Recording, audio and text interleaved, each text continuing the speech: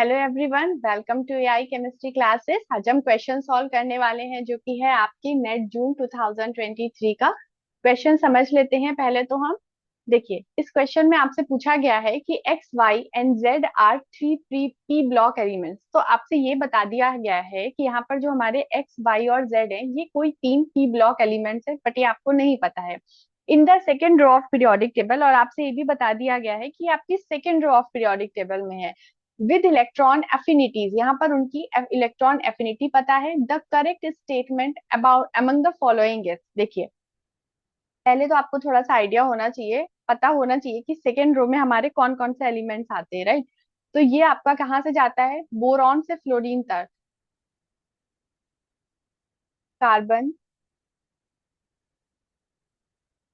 Right. ये हो गए आपके सेकेंड पीरियड एलिमेंट्स, राइट। अभी इन्होंने बोला है कि ये आपको थ्री इलेक्ट्रॉन एफिनिटी इन्होंने दे रखी है। तो देखिए, यहाँ पर तो -15 है, यहाँ पर -142 है, एंड ये जो लास्ट वाली है -333, तो ये बहुत ज्यादा वैल्यू है इलेक्ट्रॉन अफिनिटी की। और इतनी ज्यादा वैल्यू सिर्फ और सिर्फ हैलोजेंस की ही हो सकती है। तो इससे आप आइडिया लगा सकते हो कि ये वैल्यू तो आपकी किसकी हो गई? क्लोरीन की, right.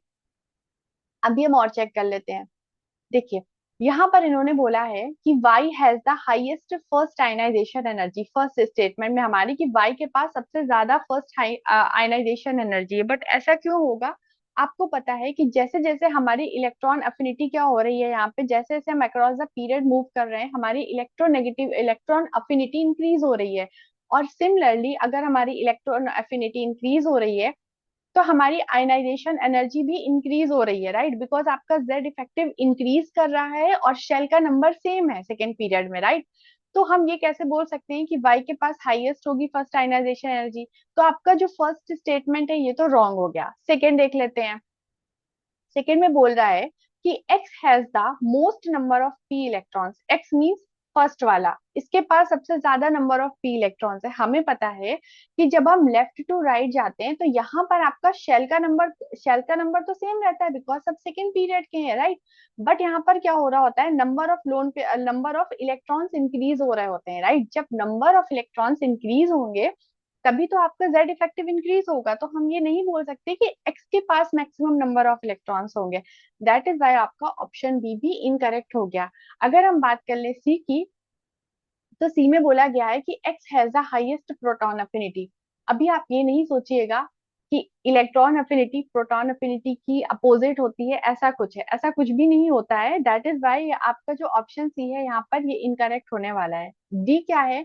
Z has the highest electronegativity. तो ये हमारा करेक्ट है। हम इससे भी समझ सकते हैं कि ये हमारा हेलोजन होगा और हेलोजेंस के पास क्या होती है? पीरियोडिक टेबल में सबसे ज्यादा हाईएस्ट इलेक्ट्रोनेगेटिविटी की वैल्यू होती है। तो इसको आप ना स्टेटमेंट को पढ़ के ही आप इसको करेक्ट बता सकते थे कि कौन सा है, कि कौन से इनकरेक्ट है और उनमें से कौन सा करेक्ट है, राइट। आई होप ये आपको क्लियर हो गया होगा। Thank you so much for watching this video.